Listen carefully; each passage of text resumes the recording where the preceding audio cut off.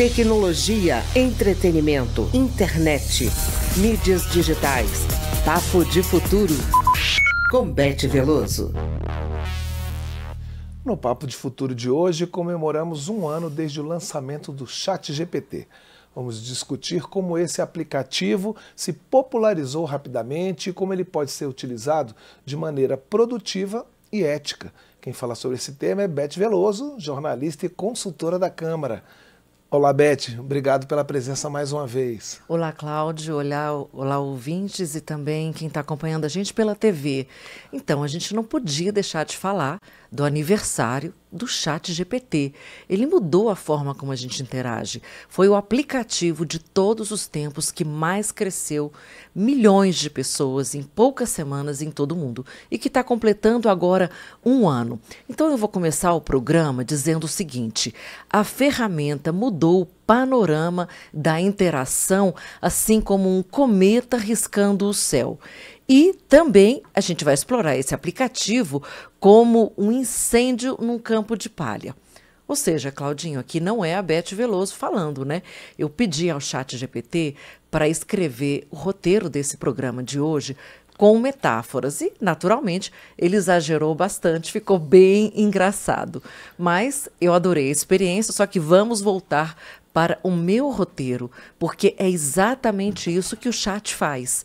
Por isso, eu trago aqui, junto com o Cláudio, algumas perguntas e respostas para a gente aprender a incorporar de uma vez por todas o ChatGPT na nossa vida, de uma maneira eficiente e divertida, como eu mostrei agora, não é isso, Cláudio? Pois é, a primeira pergunta é essa: como usar o ChatGPT? Ele é eficiente, ele pode ser, por exemplo, a gente pode fazer uma comparação, ele é tão eficiente quanto uma câmera fotográfica nas mãos de um fotógrafo que seja habilidoso. Mas aí é isso, a máquina captura a imagem e o olhar artístico é que dá vida à foto, não é isso? Exatamente. Olha, a minha querida, por exemplo, Esther Melo de Oliveira, a quem eu homenageio com esse programa, ela não conseguiu conhecer o ChatGPT e esses potenciais. Ela ficava na televisão, adorava o que fazia e eu presto aqui uma enorme homenagem a ela nesse momento. Então, o chat, a gente que está vivendo agora nessas novas gerações, ele nunca vai substituir a nossa criatividade, mas tem um porém quando a gente falar de trabalho material. Então, para desvendar essas questões que são ambíguas, eu chamei o professor João Lima. Ele é servidor do Senado e ele tem 2 doutorados, gente, Direito e Ciência da Informação. E eu pedi uma ajuda. João, como é que a gente consegue navegar no ChatGPT para a gente fazer perguntas mais eficientes? Vamos ouvi-lo.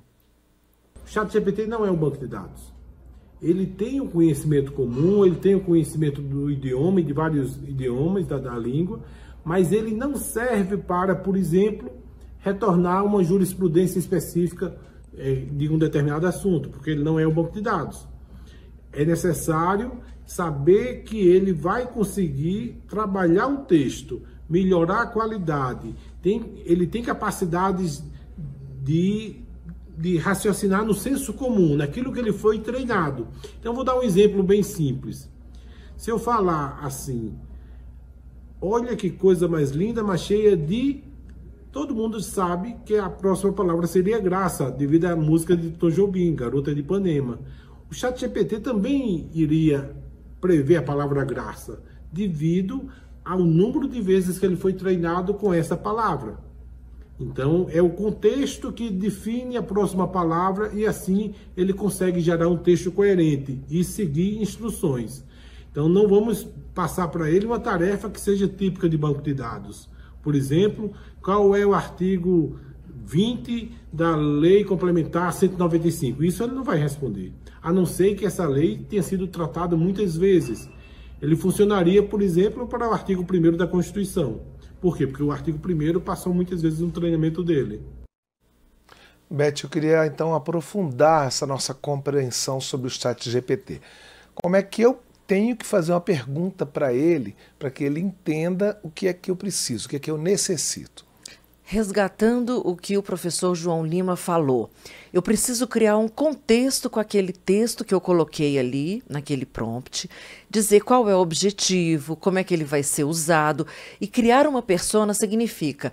Agora, como se você fosse um filósofo, chat, escreva isso ou edite essa mensagem e complemente de alguma forma, me aponte os caminhos, me dê 3 versões.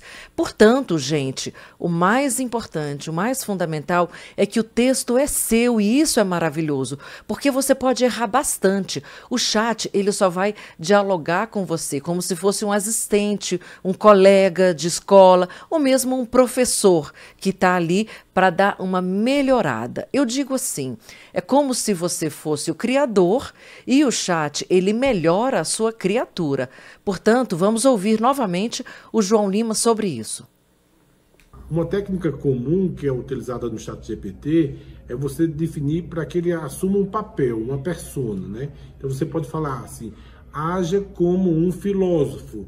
A minha pergunta é sobre isso e aquilo, e você tem que incluir informação de contexto. Então, todos esses elementos fazem parte do que a gente chama do prompt, a pergunta que vai ser encaminhada, e a partir desses dados ele vai inferir um novo texto.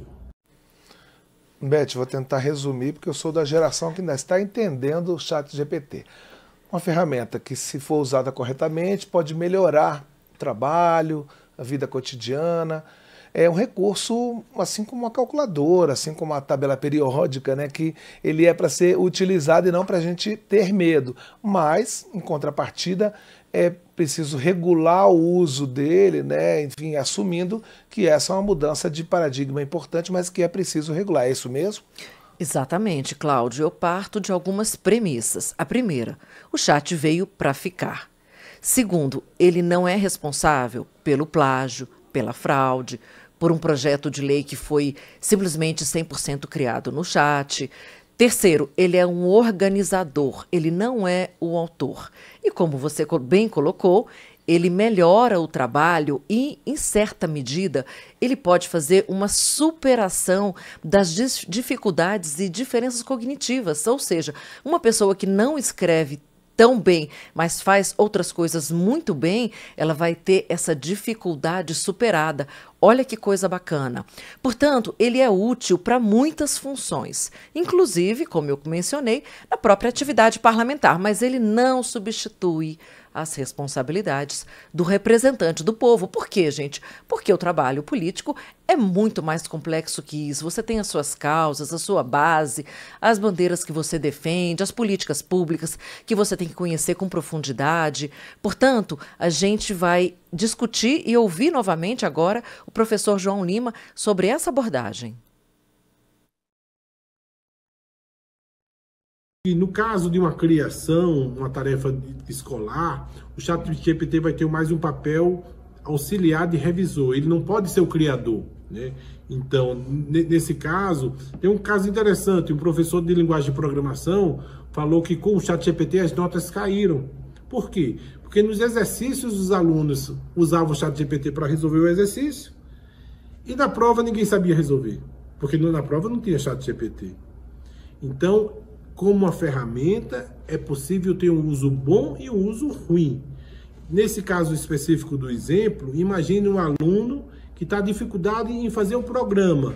Ao invés de ele pedir para o ChatGPT fazer o programa, ele vai fazer a tentativa dele e perguntar onde é que eu estou errando, o que é que eu posso melhorar.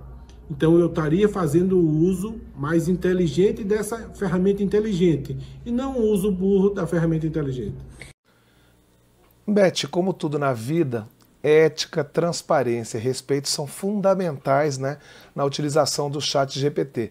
E, inclusive, é uma evolução que é recomendada pela própria Unesco, né, a organização, a vertente da ONU que se preocupa com educação e cultura, é recomendada nas universidades, né, o que ajuda um pouco a desmistificar o ChatGPT como o nosso inimigo. Isso vai dar certo, essa desmistificação? Então, na medida que a gente se apropria e incorpora, na verdade, essas novas tecnologias que vão surgindo sem temê-las, tudo acontece. Por exemplo, as universidades, elas são o berço, o centro da ciência, onde o mundo evolui, onde a gente descobre coisas novas, traz coisas que nunca foram ditas antes.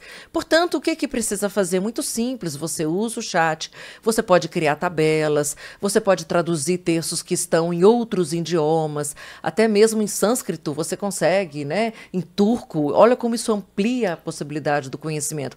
Mas você tem que ir ali na sua metodologia, nos seus agradecimentos, dizer, usei essa ferramenta da forma como eu usei, e são inúmeras ferramentas, cada dia a gente tem uma nova ferramenta de modelação desse tipo de linguagem que a gente tem, né? Modelo de linguagem, geração de linguagem, sendo lançada.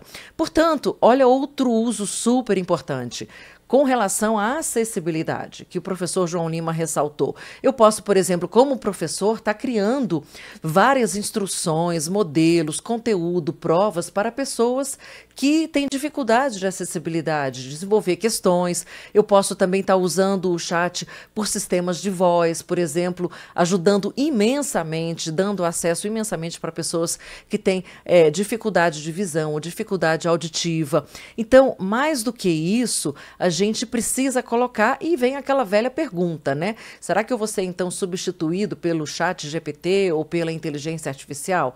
Olha, nada é garantido, nada é permanente. Por exemplo, hoje o reconhecimento facial, ele está possibilitando ferramentas que vão sim permitir que robôs, assistentes virtuais, monitorem, por exemplo, obras. O Márcio, nosso querido apresentador, me mandou uma imagem que dizia, olha, o ChatGPT cria texto, mas não constrói esse prédio. Só que será mesmo? Porque esses robôs, esses assistentes, eles vão ser capazes sim de monitorar obras e, sobretudo, de fazer trabalhos manuais, construções físicas que requerem, primeiro, alto grau de destreza, segundo, julgamento e, terceiro, ação criativa. E para terminar, Cláudio, as alucinações, né? A gente alucina com o ChatGPT, mas o ChatGPT alucina criando fatos inconsistentes, porque ele entende que ele precisa atender aquele comando, ele precisa